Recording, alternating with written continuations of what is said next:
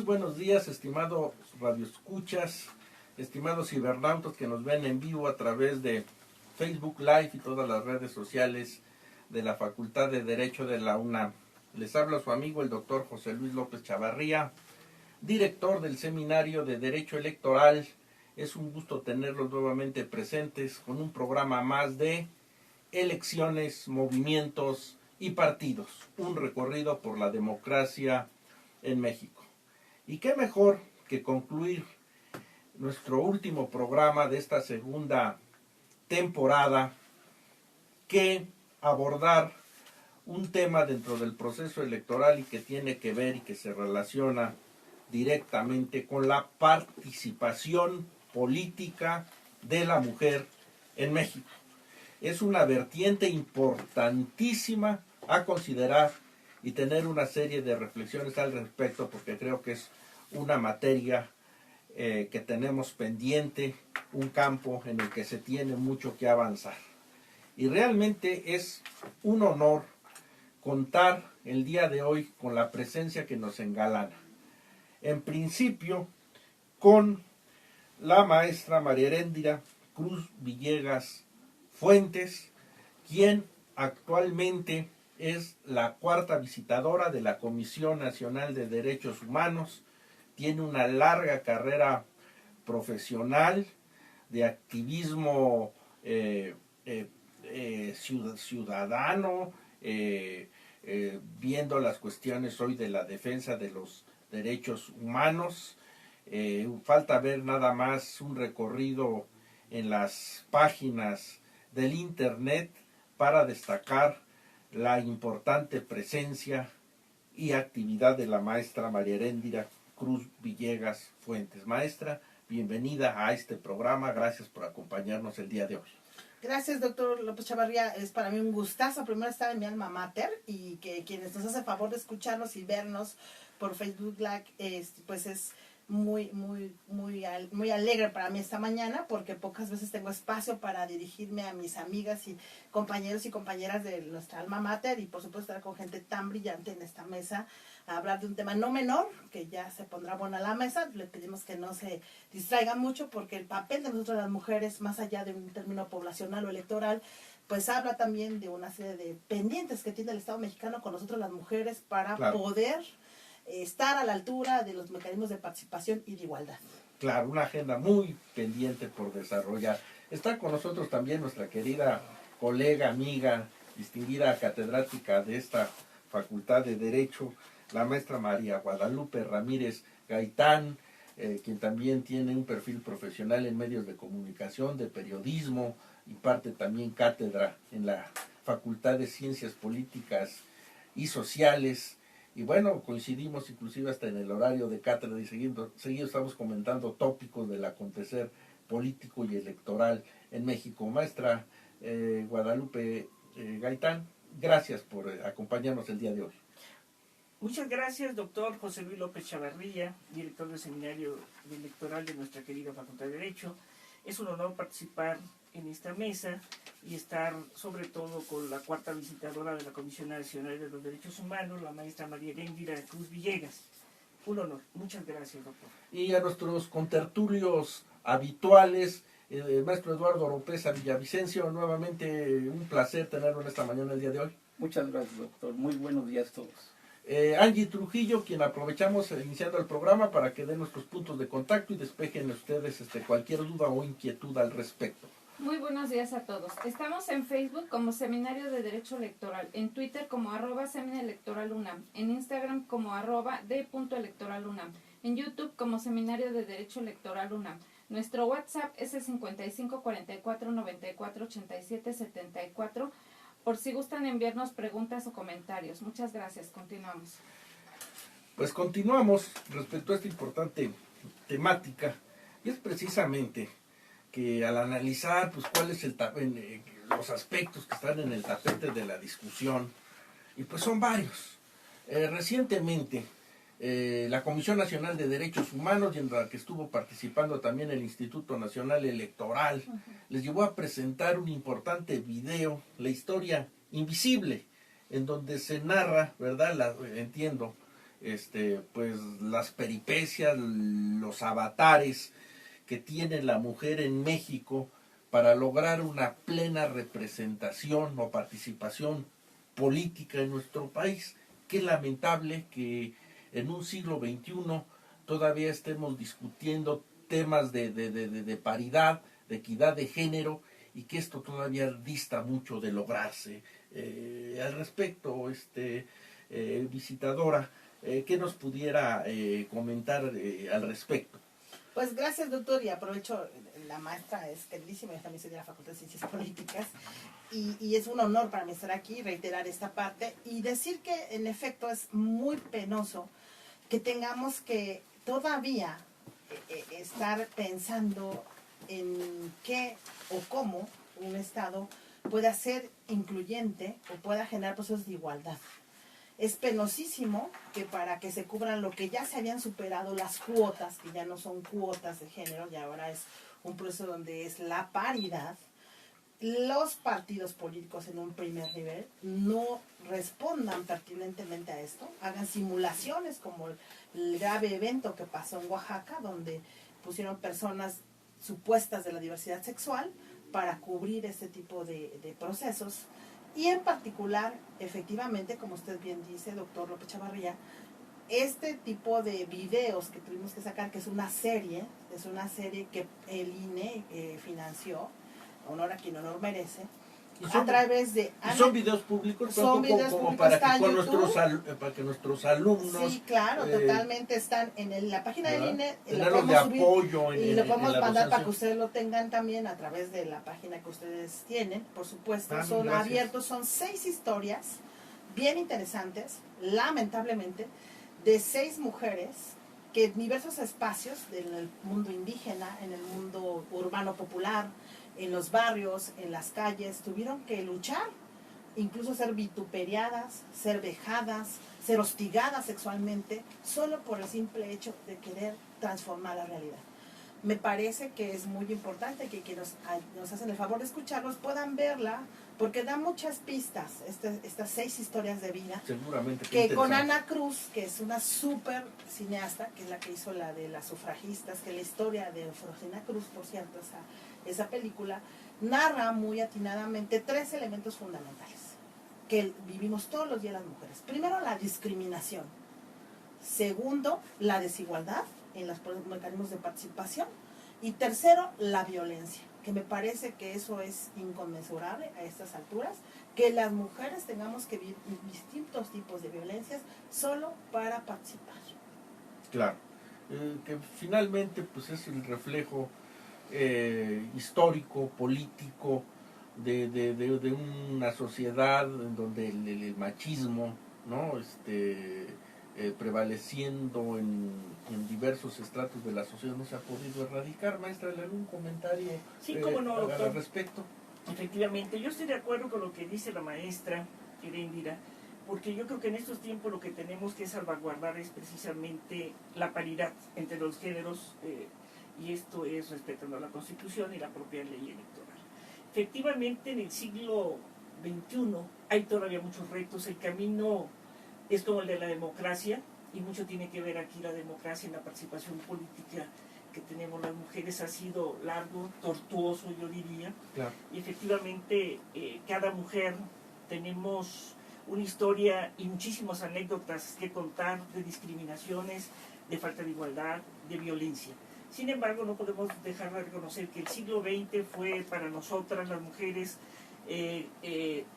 importantísimo, porque fue cuando logramos que el presidente Luis Cortines nos otorgara el voto en 1953, en octubre del 53, que el presidente Lázaro Cárdenas nombrara la primera embajadora en Colombia, que tuviéramos en el siglo XX la primera gobernadora de un estado de la República, Griselda Álvarez, que por cierto yo viví ese periodo, fue un periodo muy difícil que tuvo Griselda, de mucha misoginia, porque además hay que reconocer que en los estados el problema es el regionalismo. Sin embargo, las mujeres tenemos que seguir luchando por una igualdad sustantiva, y no solo de género, sino de razas y de etnias, que nos permita estar a la mujer a la par con el varón. y que nadie se atreva a decirnos, como en alguna ocasión yo decía al principio, tenemos anécdotas. En alguna ocasión, cuando yo tuve la oportunidad de ser legisladora en mi estado, por ahí pasó, en el afán de que se la apoyara, un señor que me dijo, bueno, es que mi mujer me donó y pidió que escriturara mis terrenos, los terrenos de ella, de familia, de años, porque tiene el delito de ser mujer. Cosa que a mí me entró este escalofrío, dije, ¿cómo que el delito de ser mujer? Pero bueno, ese es el problema del machismo, y por eso pienso que el siglo XX es el de las grandes dimensiones para la mujer. Siglo XXI todavía tenemos muchos retos. Sin embargo, yo creo que la solidaridad entre las mujeres es muy importante. No sé si... Sí, yo creo que lo que dice la doctora es fundamental, doctor López, porque yo considero que hay varios puntos. Primero, en materia de derechos humanos las mujeres fuimos muy atrás. O sea, fue hasta hace muy poco, en los años 70, que se da el proceso de reconocimiento pleno, hace 20 años justamente, Claro. de nosotras como mujeres en los derechos humanos, es decir, eran los derechos del hombre y no de la mujer. No es hasta, y peor en mujeres indígenas, no es hasta 10 años que empezamos a reconocer como en la Declaración Universal de los Pueblos Indígenas este elemento. Algo fundamental que usted ha colocado, doctora, tiene que ver con lo cotidiano, es decir, cómo hemos venido normalizando los procesos de violencia y de discriminación solo porque somos mujeres. Primero tenemos que demostrar en el espacio público que sabemos y que podemos, porque solo por ser mujeres o tener algún cargo dicen, bueno, sí, porque X persona tuvo una vinculación de carácter afectivo o sexual con las mujeres, y no necesariamente. Entonces, las mujeres todavía tenemos que enfrentar este tipo de situaciones. Hay un gran techo de cristal que hay que superar, y que en efecto la igualdad sustantiva aún falta mucho, porque considero que en efecto si hay una serie de legislaciones, que México es paradigmático, debo decir, en términos internacionales a favor de la legislación de las mujeres. Claro. Lamentablemente la estructura de Estado no ha sido capaz todavía de poder estar a la altura. Tan solo usted coloca una cosa, doctora. ¿Cuántas gobernadoras ahora tenemos? Una nada más. ¿Cuántos presidentes municipales tenemos? Solamente el 0.2% de todos los procesos de ejercicio público en las presidencias. Bueno, no hablemos solamente. Es la primera vez que en esta elección se va a jugar la igualdad, y que en efecto pueda darla por procesos de participación de un 50-50 en igualdad de las mujeres, y donde lamentablemente en un corte hecho hoy, doctor, sí, claro, es impresionante y vergonzoso, donde estamos poniendo las muertas a las mujeres. Entonces no es menor que veamos con mucha crítica el proceso de todas las agendas pendientes. Acabamos de sacar en la CNDH una revisión sustantiva de las 32 entidades federativas y la Ciudad de México, de igualdad, de la Ley General por una Vida Libre de Violencia. Es absurdo, solamente en 5 entidades de la República está tipificado formalmente el delito de violencia de género. Yo, a través de aprovechando, doctor, quiero hacer un exhorto, si lo están escuchando los legisladores y las legisladoras federales, que por favor, antes de que se vayan, por lo menos hackeen el extraordinario el proceso de la tipificación de violencia de política de género, porque solamente en 5 entidades, y de la ley general solamente 28 entidades asumen cómo figura la violencia política de género. Es decir, todavía nos falta mucho por reconocer, primero por instaurar y por tener arquitectura de Estado pertinente para prevenir y sancionar. Y bueno, ya no hablamos de erradicar la violencia. Claro. A ver, maestro, ¿algún apuntamiento quisiera tú de lo que sí, quisiera ser un poco breve. Bueno, hay que hacerle un reconocimiento a la mujer a través de la historia de México. Sin duda la mujer tuvo una participación muy grande en la lucha de la independencia. Por ejemplo, Leona Vicario, doña José Ortiz Domínguez. Aquí traigo un volumen, un legado. Es prácticamente el proceso de Leona Vicario y de una serie de mujeres que están anónimas en la historia, que el Estado mexicano nunca ha querido reconocer. Y así podríamos hacer un recorrido histórico. No sería en la época de la Revolución Mexicana, en cuanto a las soldaderas, pero también hay que considerar, por ejemplo, que hubo legislaciones estatales que sí le otorgaron el voto a la mujer. sobre todo en Yucatán, con Carrillo. Felipe Carrillo y 1923. Salvador Alvarado. Con Salvador Alvarado, también en Veracruz y todo, ¿no? Y luego hubo también un congreso, el primer congreso femenil En Yucatán, ¿no? Y serían prácticamente las raíces. También la historia reconoce el movimiento de los inquilinos que hubo en Veracruz, donde hubo una amplia participación de la mujer, inclusive entre comillas, salieron a reducir los colchones de las prostitutas, lo quemaron por el aumento de las rentas, pero fue una forma de participar, ¿no? Y a través de la historia la mujer ha tratado de alcanzar esos derechos que hoy el Estado desgraciadamente no les reconoce como debería de ser, ¿no? Sí, realmente lo que apunta el maestro Oropesa es interesante. En la historia del reconocimiento de los derechos y el fortalecimiento por este tipo de prerrogativas en México es verdaderamente ejemplar, ¿no? Nos viene a la mente en distintas etapas, ya en el siglo XX, ¿no? Los nombres de Antonieta Rivas Mercado, Guadalupe Marín, Frida Kahlo, María Izquierdo, Tina Modotti, Nahui Olin, María Dolores Asunzolo, Guadalupe Rivas Cacho, ¿no? Que en su momento, ¿no? Constituye, ¿no? Todo un paradigma de como precursores, ¿no? Benita Galeano. Por decir algunos ejemplos. Pero no obstante, el camino aún es largo, la discriminación en los diversos ámbitos de la actividad social reclaman una pronta solución. Maestra Heréndira Cruz Villegas, actualmente la Comisión Nacional de Derechos Humanos, ¿qué nos pudiera informar de algún tipo de acción, planteamiento, programa que esté llevando a cabo precisamente por ir abatiendo este tipo de rezagos? Así es, doctor. Qué bueno que lo coloca. Primero decirles a quienes nos hacen favor de escucharnos que por ley, en la Ley General por una Vida Libre de Violencia, la Comisión Nacional de Derechos Humanos tiene una obligatoriedad. Es el órgano observante de todas las actuaciones del Estado que tengan por obligatoriedad hacer acciones para erradicar o combatir la violencia de género. En este particular y en esta coyuntura me voy a enfocar porque pues nos tocan un montón de tareas como Comisión Nacional, pero en particular justamente estamos construyendo con la FEPADE, que es la Fiscalía Especializada para Delitos Electorales, conjuntamente con el INE y con la Secretaría de Gobernación, un protocolo que nos permita generar sobre todo procesos que antecedan o anticipen violencia de género.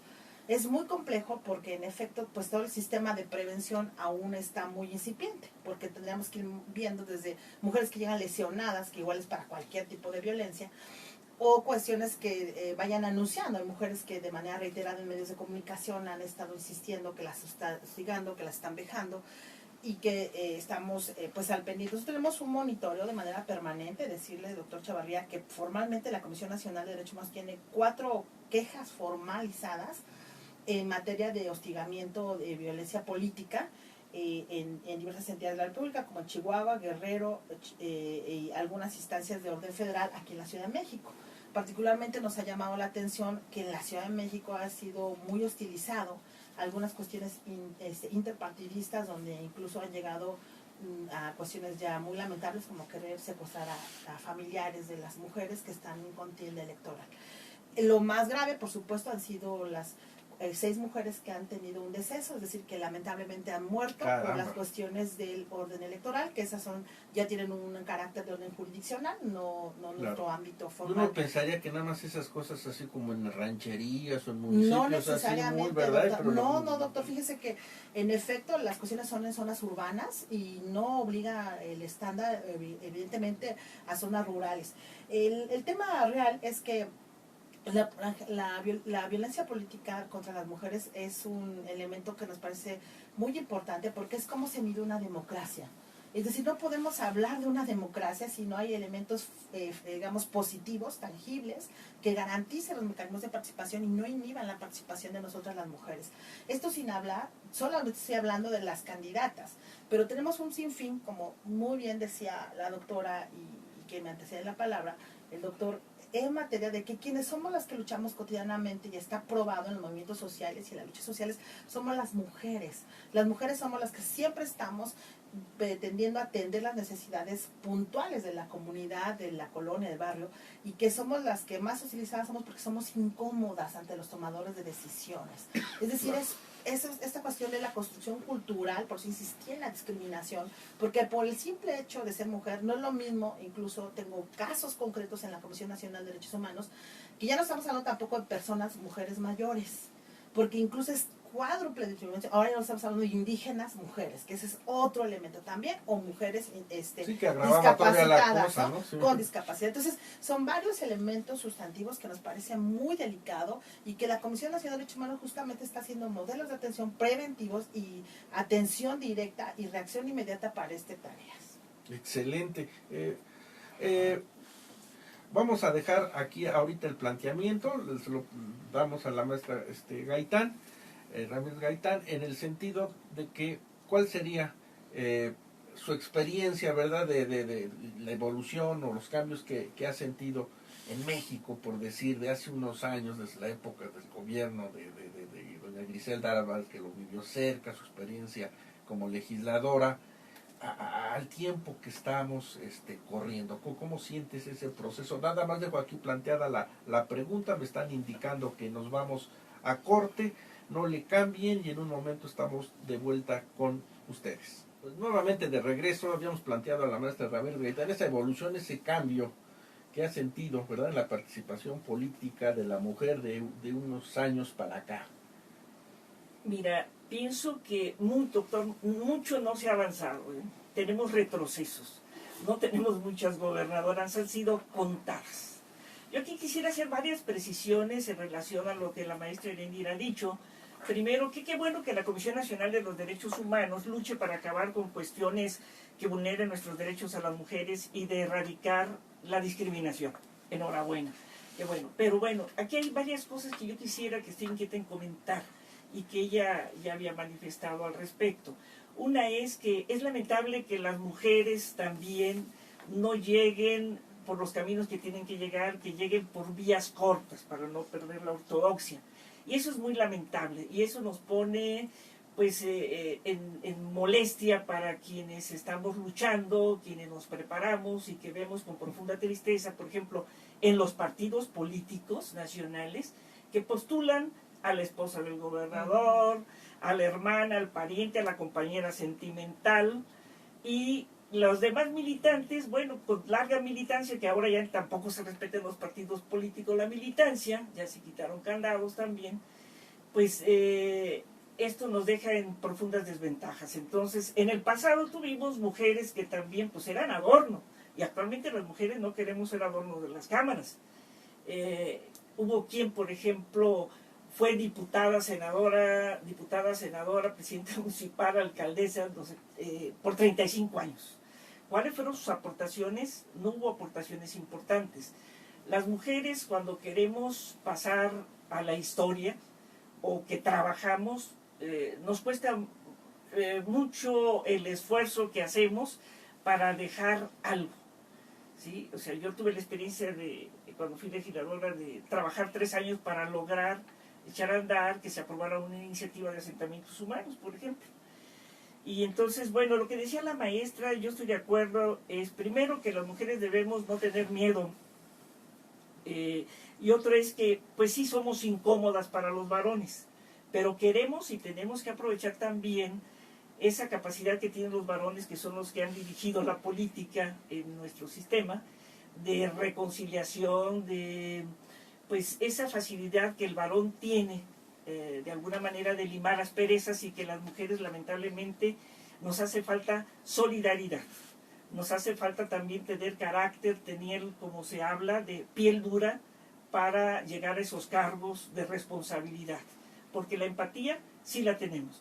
Doña Griselda fue una mujer que fue muy respetada en el Estado, pero que nunca contó con el apoyo de los varones. Y sin embargo ella nombró a muchas mujeres en los cargos importantes de la administración, les dio juego. Ese es el problema, que las mujeres no damos juegos. El problema es que no somos solidarias, y somos enemigas de las mujeres. Tenemos que aprender las mujeres a ser solidarias, ¿sí?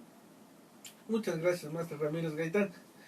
Agradecemos el que se haya incorporado a esta mesa académica a la maestra Margarita Saldaña Hernández, de una larga trayectoria administrativa, política, electoral, entre otros cargos. Ha sido jefa delegacional en Azcapotzalco, actualmente desempeña la Secretaría de Asuntos Electorales aquí también en la Ciudad de México.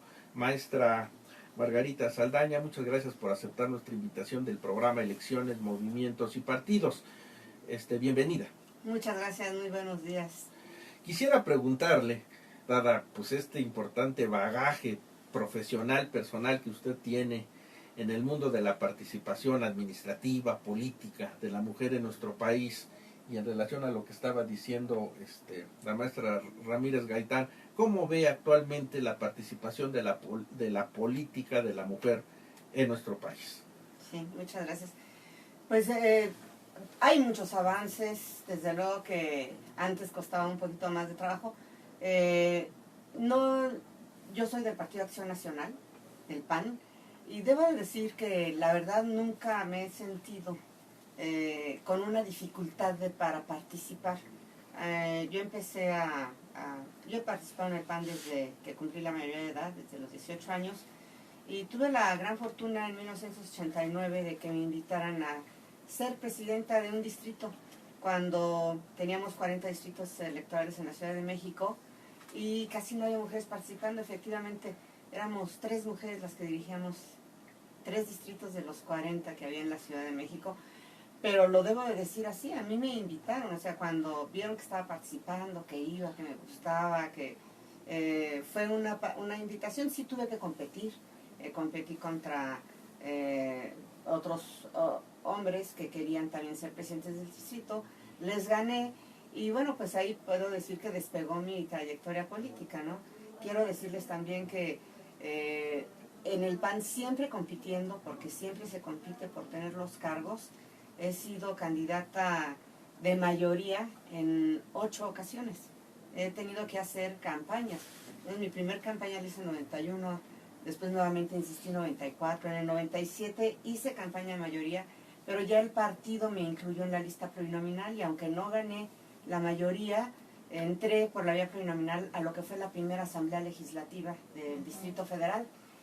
Posteriormente, en el 2000, volví a hacer campaña de mayoría por la jefatura delegacional de Azcapotzalco, la primera vez que se elegían jefes delegacionales, y tuve la oportunidad de ganar. Ahí ganamos. Posteriormente, el partido me apoyó para ser diputada federal en el 2003, en vía plurinominal.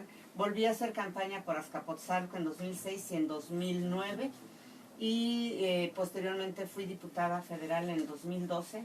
Nuevamente ahí tuve la fortuna de ser presidenta de la Comisión de Cultura y Cinematografía, y posteriormente, bueno, pues ahora en el 16 fui constituyente de la Ciudad de México, y yo realmente no siento que el PAN nos ponga trabas a las mujeres. Lo que sí tenemos que entender las mujeres es que, de acuerdo a los estatutos del PAN, pues tenemos que competir, ¿no? Antes a lo mejor era un poco no disparejo, sino sin el orden que hoy hay, en el sentido de que no había el 50% obligatorio que hoy tiene la ley, de que haya paridad de género, etcétera, etcétera, sino que antes era muy a la voluntad de quien quería meterse, competir y dar la batalla, y en fin, ¿no?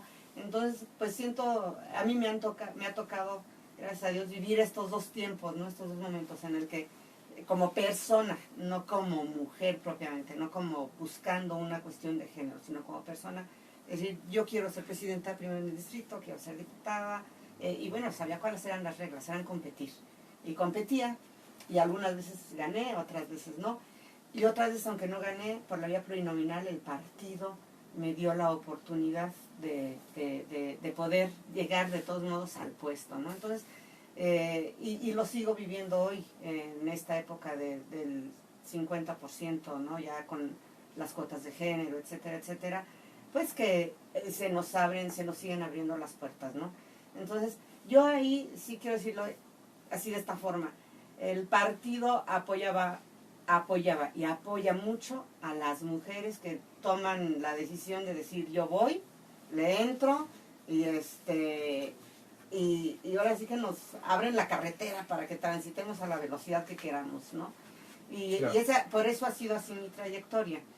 No me puedo quejar, nunca me impusieron nada, nunca me condicionaron nada, nunca me dijeron tienes que hacer un equipo con fulanito, con sutanito, o vas atrás o vas adelante. Ahora sí que me han dejado caminar a mi ritmo y eso pues lo agradezco mucho al PAN, ¿no? Que ha sido así de libre. Qué interesante experiencia, ¿no?, de carrera democrática reseñada por la maestra Saldaña. No obstante, maestra Heréndira Cruz Villegas, cuarta visitadora de la Comisión Nacional de Derechos Humanos, a su juicio, ¿no?, y conociendo toda esta temática, ¿en dónde estribaría quizás los puntos problemáticos que todavía en el país se presentan? ¿De cultura, legales, de actitudes? No sé, usted... Yo creo que yo la verdad me sorprende, porque qué bueno que le ha ido tan bien aquí a Margarita, ¿no? Porque a la otra Margarita. Porque la otra Margarita.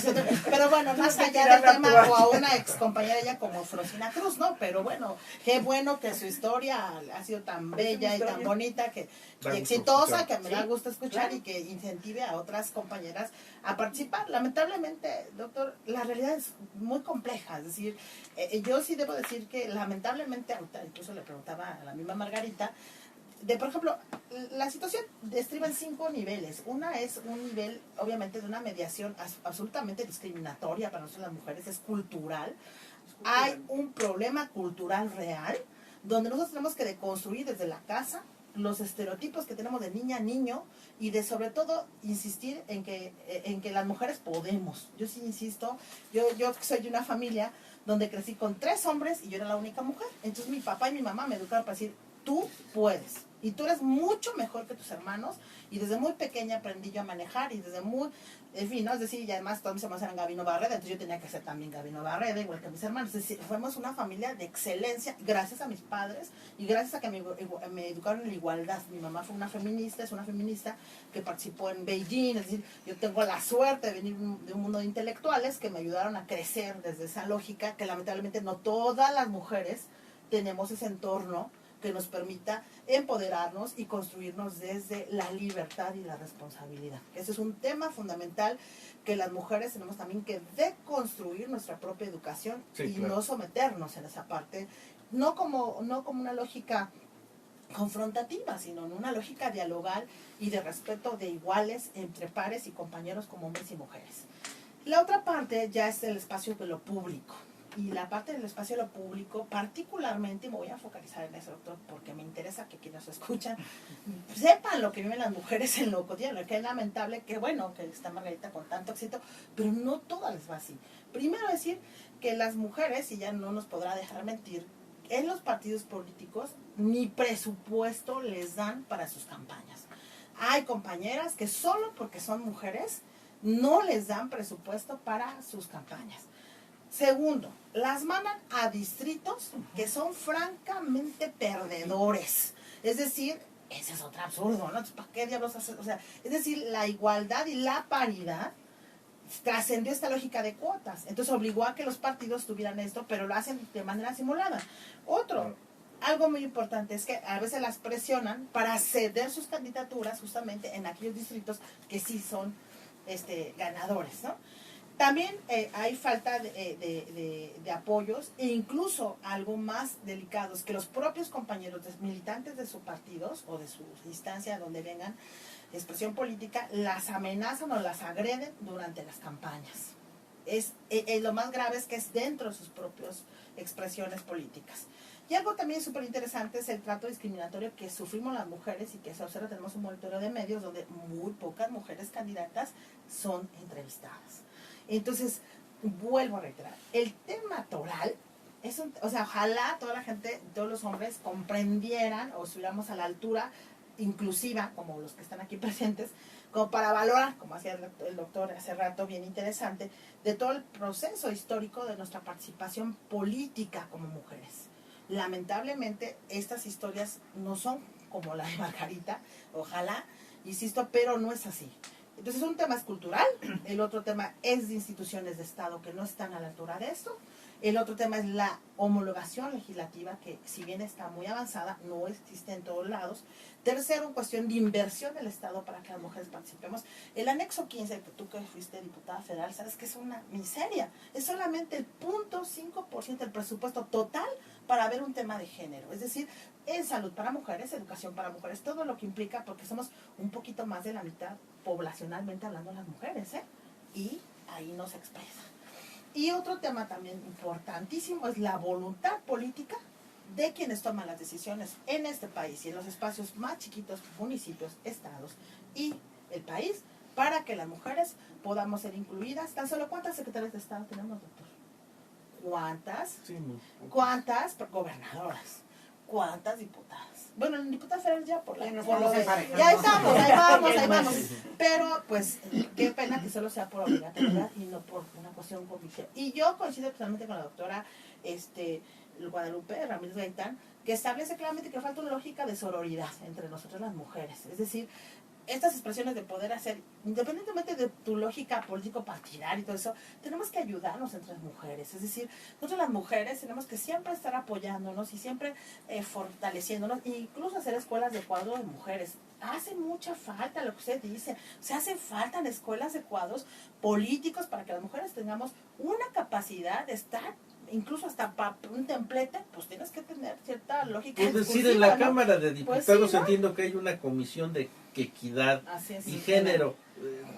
Tu experiencia, siente que faltaría algo más, sus Sí, labores creo y alcances. creo que a esa, no sé cómo esté la comisión en esta ocasión, pero la legislatura pasada, que fue en la que yo estuve, le hace falta equidad a esa comisión. Para Había empezar. puras mujeres y un hombre. Entonces, creo, no, sí, lo digo en serio. Creo que en la medida en que los mismos hombres se vayan involucrando y nosotros los hagamos que se involucren Totalmente. en los temas en donde Sí. estamos nosotros hablando de paridad, de igualdad, de equidad, de cuestiones que tienen que ver con el desarrollo de la mujer, lo vamos a poder entender mejor. Yo creo que a lo mejor ahí debería de haber una obligatoriedad de que la comisión fuera también 50% por lo menos, ¿no? En ese sentido, yo coincido con muchas de las cuestiones que están planteando aquí, porque son también una realidad. A lo mejor no todas las mujeres tienen la posibilidad o la fortuna. o la capacidad que yo... Fíjate que yo te voy a decir una cosa, creo que he sido afortunada, pero Porque también, capaz eres. pero también Eso no está creo duda. que No, sí, también no, creo no, que no. debo de decirles una cosa, o sea, he trabajado mucho para tener esto. Totalmente. O sea, decir 8 campañas en la calle se dice fácil, pero créanme que caminar. Yo creo que he recorrido la delegación de Azcapotzalco 4 o 5 veces completa.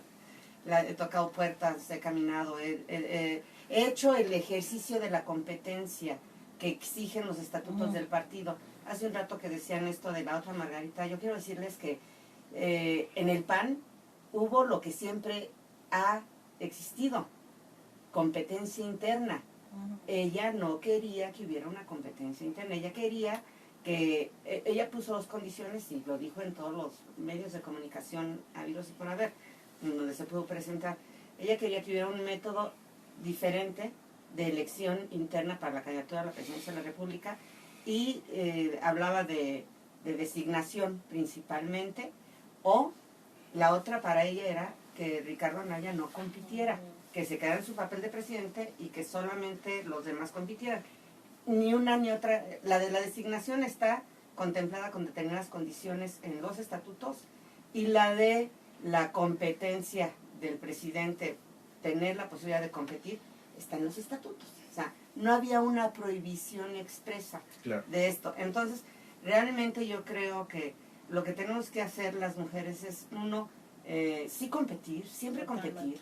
Nos van a ganar muchas Sí, veces, no importa, pero pero la entrarle. misma competencia nos Claro. da la posibilidad de aprender todos los caminos, los atajos, la posibilidad de...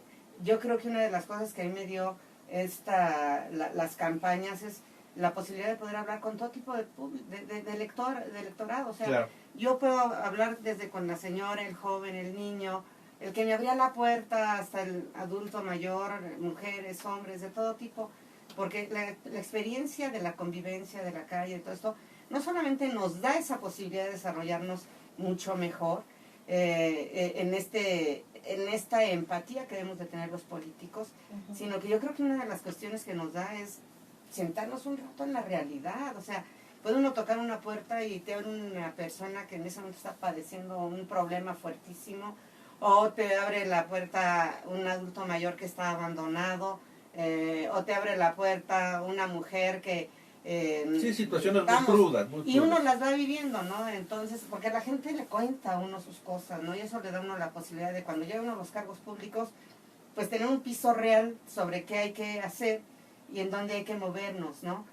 Sí, una gran a la hora de hacer la política. Entonces, en ese sentido, yo creo que algo que tenemos que tomar las mujeres es la decisión de estar, de competir y de entrarle muy fuerte.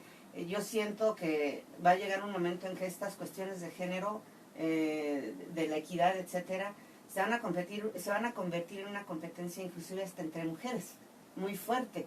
Yo lo veo por lo siguiente: cuando hoy empezamos a ver que tenemos necesidad del 50%, también las mujeres nos ponemos abusadas. Están diciendo, a ver, a mí me conviene tratar de ser candidata de este distrito, pero no lo ve una sola mujer, lo ven todas las mujeres. Este es el mejor distrito, y entonces todas queremos ser. Y a mí ya me tocó ver cómo en estos distritos que nos correspondieron ahora que se hizo la coalición, en donde se redujeron mucho nuestras posibilidades de tener candidatas por todos lados y de mandar mujeres, como lo comentabas, o de poner mujeres en distritos buenos y en distritos malos.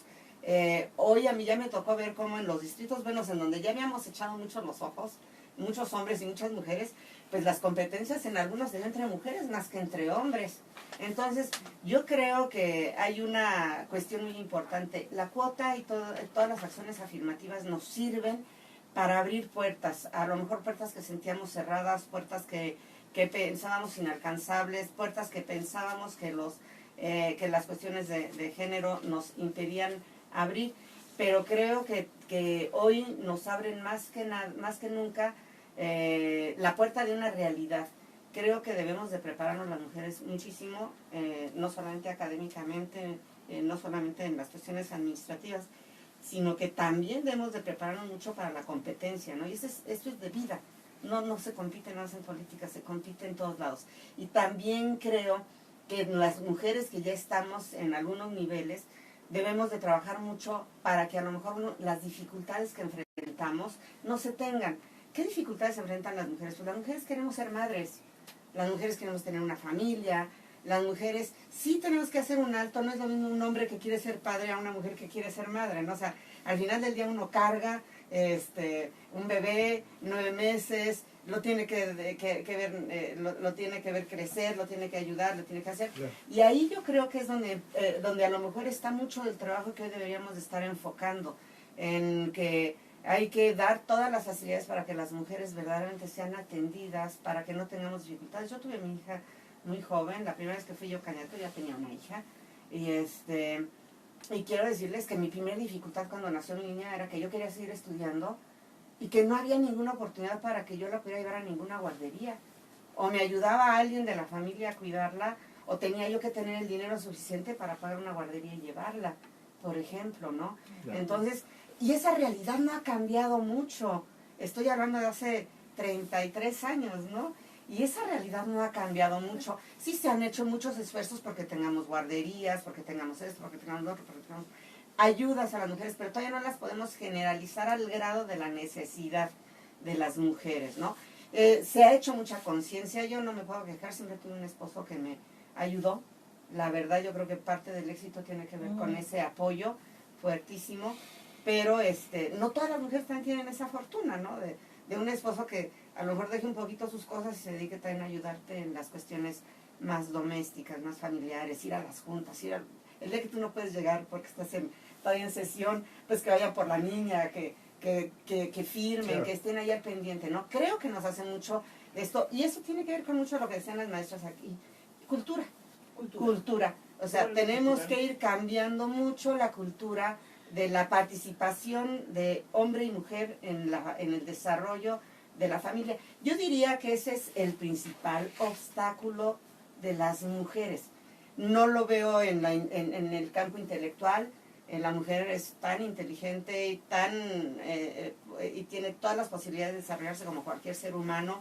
La mujer tiene una capacidad de trabajo y de responsabilidad que yo diría que es superior muchas veces no digo que los hombres sean irresponsables para nada, pero creo que las mujeres son muy comprometidas. Nos vemos desde la primaria, ¿no? Las niñas ahí están muy metidas, a lo mejor más concentradas en el objetivo, y los niños son un poquito más dispersos, juguetones, traviesos, un poco otro estilo, ¿no? Todavía también hay niños que son muy concentrados,